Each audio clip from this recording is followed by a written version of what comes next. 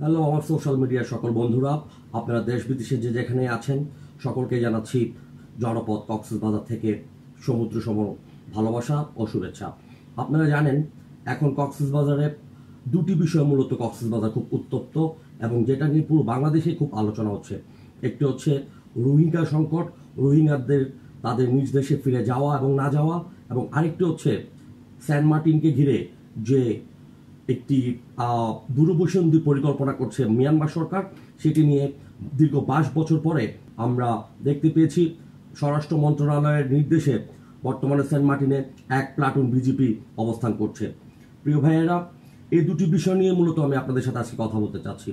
আপনারা জানেন বিগত 2 বছরের আগে রোহিঙ্গা থেকে বাস্তুচ্যুত পালিয়ে আসা রোহিঙ্গা ব্যাপক সংখ্যক রোহিঙ্গা নাগরিকদেরকে মানবিক কারণে এবং মানবিক দিক থেকে মানবিক সকল দিক চিন্তা করে বিশ্ব শান্তির অগ্রদূত সফল রাষ্ট্রনায়ক আমাদের দেশরত্ন মাননীয় প্রধানমন্ত্রী শেখ হাসিনা এই বিপুল সংখ্যক রোহিঙ্গাদেরকে সে সময় আশ্রয় দিয়েছিলেন। শুধু তিনি আশ্রয় দেননি, তাদের খাদ্য, তাদের চিকিৎসা, তাদের বেঁচে থাকা সবকিছু তিনি নিশ্চিত করেছিলেন এবং তিনি সেই কারণে পুরো পৃথিবীর ইতিহাসে মানবতার এক মহা মানবী হিসেবেই ইতিমধ্যে তিনি খ্যাতি লাভ করেছেন।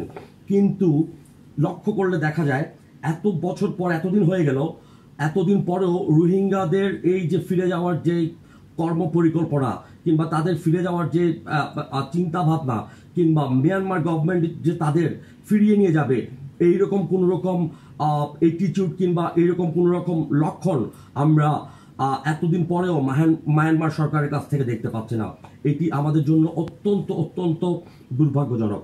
আপনারা জানেন এই বিশাল সংখ্যক রোহিঙ্গার কারণে আমরা কক্সবাজারের অধিবাসী যারা, আমরা কক্সবাজারের নাগরিক যারা, আমরা যারা কক্সবাজার সীমান্ত জনপদ কক্সবাজারে বসবাস করছি, আমরা খুবই দৈন্য দশায় এবং খুবই মানবেতর জীবন যাপন করছি। কারণ হচ্ছে রোহিঙ্গাদের কারণে আমাদের লোকাল আমাদের মার্কেট, রোহিঙ্গাদের কারণে আমাদের খাদ্য ঘাটতি, এই রোহিঙ্গাদের কারণে আমাদের বাসা ভাড়া খুঁজে পাওয়া যাচ্ছে না, এই রোহিঙ্গাদের কারণে আমাদের সকল দ্রব্যমূল্যের ঊর্ধ্বগতি, এই রোহিঙ্গাদের কারণে আমাদের টোটাল যে ecosystem, total environment system, total বেঁচে থাকার যে আমাদের যে বেঁচে থাকার যে নিয়ম কানুন সবকিছুই ভেঙে পড়েছে।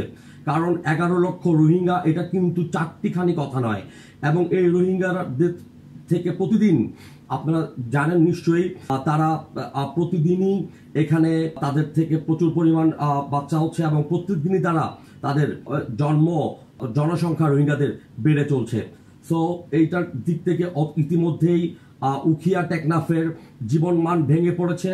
আপনারা জানেন আমাদের এই কক্সবাজার হচ্ছে পুরো বাংলাদেশ নয়, পুরো বিশ্বের একটা সম্পদ। আমাদের বাংলাদেশের সবচেয়ে সুন্দর এবং হেলদি সিটি হচ্ছে কক্সবাজার। কক্সবাজার হচ্ছে tourist capital of the Bangladesh. So আমাদের এই কক্সবাজারের মেরিন ড্রাইভ, আমাদের কক্সবাজারের যে সুন্দর সুন্দর জায়গাগুলো, এইগুলো যদি আমাদের বাঁচাতে হয়, এগুলো যদি আমাদের বিশ্ববাসীর কাছে আমরা যদি কক্সবাজারকে তুলে ধরতে চাই, তাহলে এই বিপুল সংখ্যক রোহিঙ্গাকে এই কক্সবাজারে রেখে কিছুতেই কক্সবাজারকে বিশ্বমানের আন্তর্জাতিক পর্যটন নগরী করা সম্ভব নয় বলে আমি মনে করছি। সো আপনারা দেখতে পাচ্ছেন কিছুদিন পরপরই মিয়ানমার সরকার যখনই আমরা রোহিঙ্গাদেরকে তাদের দেশে ফিরিয়ে নেওয়ার কোনো আয়োজন কিংবা আমাদের সরকার, আমাদের পররাষ্ট্র মন্ত্রণালয় থেকে যদি কখনো কোনো চেষ্টা শুরু করে, তখনই তারা কি করে, তাদের মানচিত্রে তাদের মায়ানমারের মানচিত্রে সেন্ট মার্টিনকে তারা দেখানোর চেষ্টা করে। এবং আমরা যখন সেন্ট মার্টিনকে কেন তাদের মানচিত্রে দেখায় এইটার প্রতিবাদ করি, মূলত তারা তখনই তারা আবার আমাদের পররাষ্ট্র মন্ত্রণালয়কে তারা দুঃখ প্রকাশ করে এবং বলে যে তাদের ভুল হয়েছে। এরকম পরপর বেশ কয়েকবার তারা ভুল করেছে এবং সর্বশেষ তারা আবারও তাদের মানচিত্রে আমাদের সেন্ট মার্টিনকে তারা তাদের সার্বভৌমত্ব কিংবা তাদের ভূখণ্ড বলে দাবি করার একটি ভয়ঙ্কর রকমের দুর্বিসন্ধ চেষ্টা চালাচ্ছে। তো আসলে মিয়ানমার তারা একটা অনেক বড় প্ল্যান নিয়ে মূলত তাদের এই সব কর্ম পরিকল্পনা, তারা মূলত ফার্স্ট অফ অল তারা একটা বিশাল সংখ্যক তাদের দেশের জনগোষ্ঠীকে আমাদের দেশে পাঠিয়ে দিয়েছে। এবং আপনারা দেখতে পাবেন এই জনসংখ্যা যখন তাদেরকে ফিরিয়ে নিতে বলি, তারা তখন 500, 600, 1000, 2000, 2500 এইরকম লিস্ট তারা পাঠায় এবং বলে যে তারা এই মানুষগুলোকে তারা রিসিভ করবে। তো কোথায় 11 লক্ষ জনসংখ্যা, কোথায় 2000, 5000, 8000। এটা আসলে এই জিনিসটা টোটালি অনেক বড় রকমের এখানে একটা ফারাক থেকে যাচ্ছে, এবং তারা যে আসলেই এখানে যে একটা বড় রকমের ফাইজলামি করছে এই জিনিসটা বোঝা যায়। এবং আমাদের মাননীয় প্রধানমন্ত্রী, আপনারা জানেন, তিনি কখনোই সংঘাত চান না, তিনি যুদ্ধতে জড়াতে চান না। তিনি বারবার বলছেন আমরা চাই আমাদের যে পার্শ্ববর্তী দেশ আছে তাদের সাথে বন্ধুত্বপূর্ণ সম্পর্ক রেখেই আমরা এগিয়ে যেতে। সো মিয়ানমার সরকারের, মিয়ানমার যে বার্মিজ যে সরকার, মায়ানমার সরকার, আমরা চাই তাদের শুভ বুদ্ধির উদয় হোক এবং তারা আমাদের দেশে যে বিপুল সংখ্যক বাস্তুচ্যুত রোহিঙ্গা নাগরিকদেরকে তাদের দেশ থেকে পুশব্যাক করে আমাদের দেশে ফেরত পাঠিয়েছিলেন, তাদেরকে অচিরেই তাদের দেশে ফেরত নিয়ে যাক। এতে তাদের এবং আমাদের দেশের দুই দেশেরই কল্যাণ হবে, এবং রোহিঙ্গারাও তারা তাদের নিজ দেশে ফেরত যেতে চায়, কিন্তু তারা সব সময় যাওয়ার আগে তারা চায় নিরাপত্তা। তারা যে তাদের দেশে যে বেঁচে থাকবে, তারা যে আগের মতো তাদের দেশের যে সুখে শান্তিতে দিন কাটাবে, এবং সব শেষে তারা চায় তারা ভালোভাবে বাঁচতে। এবং সর্বোপরি আমরা যেটা চাচ্ছি সেটা হচ্ছে তারা বারবার যে মিয়ানমার গভর্নমেন্ট যে বারবার সেন্ট মার্টিনের উপর যে একটা সেন্ট মার্টিনকে তাদের মানচিত্র দেখায়, এই জিনিসটা আমরা ভয়ঙ্কর রকমের, এবং আমরা কক্সবাজারের সকল নাগরিক সহ সারা বাংলাদেশের তরুণ জনতা, তরুণ যুব সমাজ, আমরা যারা আছি, আমরা যারা তারুণ্যের প্রতিনিধিত্ব করি, আমরা সকলেই এই ভয়ানক চক্রান্তের আমরা তীব্র নিন্দা জানাই। এবং আপনারা জানেন ইতিমধ্যে বাংলাদেশ সরকার বাংলাদেশ নিরাপত্তার জন্য সেন্ট মার্টিনকে রক্ষা করার জন্য ইতিমধ্যে বিজিবির এক প্লাটুন, একটা দল এখন সেন্ট মার্টিনে অবস্থান করছেন, এবং তারা ওখানে বর্ডার গার্ড আউটপুট BOP, যেটা বলে বর্ডার আউটপুট পোস্ট বলে, ওখানে তারা স্থাপন করেছে।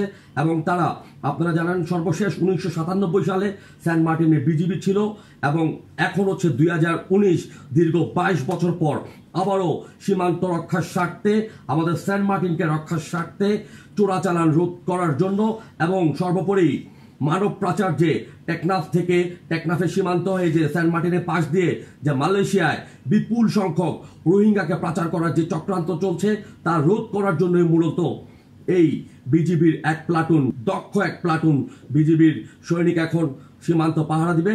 আমরা আশা করি ভবিষ্যতে মিয়ানমার সরকার এই রকমের অপচেষ্টা আর করবে না, এবং তারা আমাদের সেন্ট মার্টিনের উপর যে শোকনো দৃষ্টি দিয়েছে, আমি কক্সবাজারের একজন সচেতন ছাত্র যুব তারুণ্যের প্রতিনিধি হিসেবে মায়ানমার গভর্নমেন্টের প্রতি আহ্বান জানাই, আপনারা আপনাদের এই ভয়াবহ রকমের দুরবসন্তি থেকে সরে দাঁড়ান, এবং আপনারা আমাদের সাথে কাঁধে কাঁধ মিলিয়ে বন্ধুত্বের সম্পর্ক বজায় রাখুন। তাহলে আপনাদের এবং আমাদের দুদেশেরই ভবিষ্যতে কল্যাণকর হবে, এবং আমরা দুদেশই বন্ধুত্বের এবং ভ্রাতৃত্বের বন্ধনে আমরা আরো কাজ করে সুদূর ভবিষ্যতে আমরা ভালোভাবে এগিয়ে যেতে পারবো, এটাই হোক কামনা। এবং আপনারা জানেন আমাদের এই সেন্ট মার্টিন দ্বীপটা প্রাকৃতিকভাবে অনেক বেশি, মহান আল্লাহ তাআলা এই সেন্ট মার্টিনকে অপরূপ সাজে সাজিয়েছেন। এই সেন্ট মার্টিন দ্বীপ হচ্ছে বাংলাদেশের একমাত্র কোরাল আইল্যান্ড, যাকে আমরা একমাত্র প্রবাল দ্বীপ বলি। এই সেন্ট মার্টিনে প্রচুর রকমের আপনার মিনারেল এবং ব্লু ইকোনমি, যেটা বলে পানির তলদেশে রয়েছে।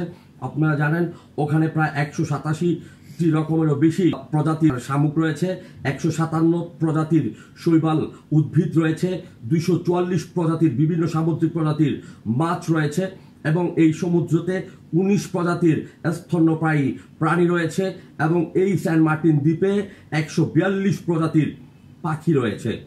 17 বর্গ কিলোমিটার এর পুরো এই সেন্ট মার্টিনটি টেকনাফ থেকে নৌপথে যেতে লাগে প্রায় 32 কিলোমিটার পাড়ি দিয়ে, এবং এই সেন্ট মার্টিনটি মানচিত্রের যে অবস্থান সেটি হচ্ছে টেকনাফ থেকে দক্ষিণে 9 কিলোমিটার এবং মিয়ানমার উপকূল থেকে পশ্চিমে 8 কিলোমিটার। সো এই প্রাকৃতিকভাবে ভৌগোলিকভাবে আমরা এই আমাদের ম্যাপে এবং আমাদের ভূখণ্ডে এই সেন্ট মার্টিনটি অনেক বছর, প্রায় 150-200 বছর আগে থেকেই সেন্ট মার্টিন প্রথমে ভারতবর্ষের ভূখণ্ড ছিল, তারপর আমরা পেয়েছি। তো এখানে কোনোভাবেই মায়ানমার সরকার আমাদের এই সেন্ট মার্টিনকে, আমাদের একমাত্র প্রবাল দ্বীপকে, আমাদের এই কোরাল আইল্যান্ডকে তাদের বলতে পারে না। এটা যদিও তারা বলছে, তাদেরকে পুরো পৃথিবীর মানুষ বোকা ভাবছে, তাদেরকে পুরো পৃথিবীর মানুষ স্বার্থনিশী ভাবছে, তাদেরকে পুরো পৃথিবীর মানুষ তীব্র ধিক্কার জানাচ্ছে। আমরা ও মায়ানমার সরকারকে বলতে চাই, আপনারা দয়া করে এই রকমের দুরভিসন্ধি প্রচেষ্টা থেকে দূরে থাকুন এবং আমাদের সাথে ভ্রাতৃত্বের সম্পর্ক বজায় রাখুন। তাহলে আমরা দুই দেশেরই সীমান্ত পারে যারা বসবাস করি আমরা ভালো থাকব। আমরা ভালো থাকলে বিশ্ববাসী ভালো থাকবে। সকলকে ধন্যবাদ।